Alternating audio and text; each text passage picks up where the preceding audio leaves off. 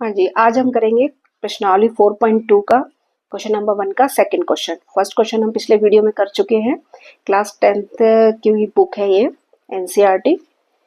तो देखिए क्वेश्चन को सॉल्व करने से पहले मैं आपको बता दूं, इसका जो इस क्वेश्चन का जो नोट्स हैं वो मैंने लिंक डिस्क्रिप्शन में डाल रखा है शॉर्ट वीडियो का, आप जब वहां से जाकर चेक कर सकते हैं।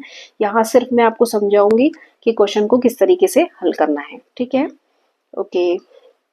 तो देखिए हमें दी गई द्विघात समीकरण हमारे पास है 2x² plus x minus 6 is equal to 0। ठीक है, गुणनखंड विधि से निम्न द्विघात समीकरण के मूल ज्ञात करने हैं। आपको मैंने पिछले क्वेश्चन में बताया था कि गुणनखंड करने हैं इसको, जैसा हमने 9th क्लास में बहुपद के गुणनखंड किए थे उसी तरीके से। फिर दूसरा इसमें है द्विघात है, वह बहुपद जिसकी अधिकतम घात 2 थी उसको द्विघात बोलते हैं, और उसको इक्वल टू यदि 0 हो जाता है तो द्विघात बहुपद बोलते हैं, अगर इक्वल टू 0 हो जाता है तो उसको हम बोलते हैं द्विघात समीकरण। ठीक है, मूल ज्ञात करने हैं इसके। मूल का मतलब है जैसे शून्यक, ये एक्स के वो मान जिनको इसमें रखने पर क्या होते हैं, इसका समीकरण का क्या मान हो जाएगा, 0 हो जाएगा, मतलब समीकरण संतुष्ट हो जाएगी, उसको हम इसके क्या बोलते हैं, मूल बोलते हैं। ठीक है, अच्छा ठीक है। अब आप देखिए इसको गुणनखंड हम करेंगे, तो गुणनखंड हम करेंगे मध्य पद विभक्त विधि से। ठीक है, इसका मध्य पद है प्लस एक्स। ठीक है, तो इसका मध्य पद विभक्त विधि से इसको मैं विभक्त करूंगी, तो इसको मैं लिखूंगी प्लस का 4x माइनस का 3x और माइनस का 6, ऐसे कैसे लिखूंगी। ठीक है, प्लस को प्लस एक्स, देखिए प्लस एक्स को मैंने तोड़ करके दो पदों में विभक्त कर दिया है, जैसे 4x माइनस 3x। ठीक है, अब देखिए इसको यदि मैं सरल करती हूँ तो यही आता है।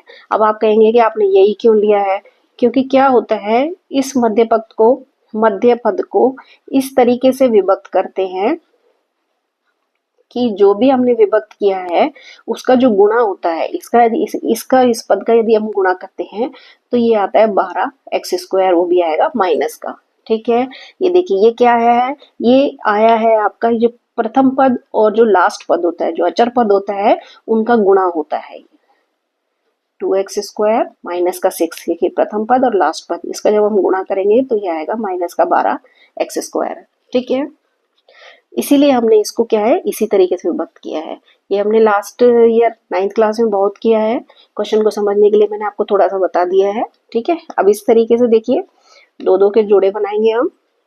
पहले जोड़े में से जो कॉमन आएगा वो आएगा 2x, अंदर बचेगा x प्लस 2।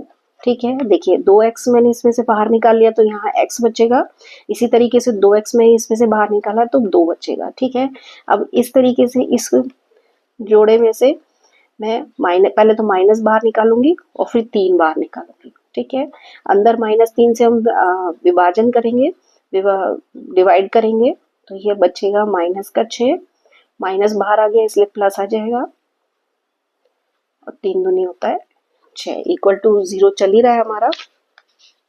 ठीक है, अब इसमें से मैं x प्लस 2 कॉमन ले लेती हूँ पूरे में से, तो अंदर बचेगा ये माइनस ये। ठीक है, अब देखिए ये क्या हो गया, गुणनखंड हो गए इसके। और क्या होता है कि ये जो द्विघात समीकरण है उसको आपको रैखिक पदों में गुणनखंड करना है। रैखिक पदों का मतलब होता है कि एक घात, x की एक घात, x की एक घात। ठीक है, उस तरीके से विभक्त करना है, तभी हम इसके मूल निकाल पाएंगे। अब देखिए इसीलिए क्या करेंगे, या तो इसको 0 करेंगे या इसको 0 करेंगे, तभी हम इसके मूल निकाल पाएंगे। इसके मूल निकालने के लिए क्या करेंगे, पहले एक बार इसको 0 करेंगे, x plus 2 is equal to 0, या 2x माइनस 3 इजिकल टू 0। देखिए या लगाना बहुत जरूरी है बीच में, इस चीज का ध्यान रखना, क्योंकि जब भी कोई ऐसी फॉर्मेट में कोई भी इक्वेशन आ जाती है उसमें हम क्या करते हैं, या तो इसको 0 करते हैं या इसको 0 करते हैं। ठीक है, ऐसा क्यों करते हैं ये भी मैं आपको क्लियर कर देती हूँ। देखिए क्या है, इस इक्वेशन को संतुष्ट करने के लिए यदि हम इसका मान 0 रख देंगे तो इक्वेशन संतुष्ट हो जाएगी, दायां पक्ष बायां पक्ष बराबर हो जाएगा, या इसको 0 करेंगे तो भी हो जाएगा, लेकिन दोनों एक साथ 0 नहीं होंगे कभी भी। ठीक है, अब देखिए इसका मैं प्लस 2 का पक्षांतरण कर देती हूँ तो ये आएगा माइनस का 2, और इस इक्वेशन को सॉल्व करती हूँ तो 3 को उधर ले जाऊंगी तो माइनस का प्लस का हो जाएगा, ये 2 गुना में है, भाग में चला जाएगा। ठीक है, तो क्या आ गए इसके, ये 2 मूल आ गए। ठीक है, अतः 2x² x - 6 जो भी हमें द्विघात समीकरण दे रखी है के मूल -2 और 3/2 है।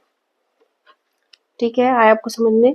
अब देखिए एक बात और मैं आपको बताती हूँ, जब भी जितनी भी घात होती है, कोई भी समीकरण जो होती है, जैसे यहाँ पे द्विघात समीकरण है, द्विघात समीकरण अधिकतम घात इसकी 2 है, तो हमेशा इसके अधिकतम 2 ही मूल मिलेंगे, ये भी आप याद रखना।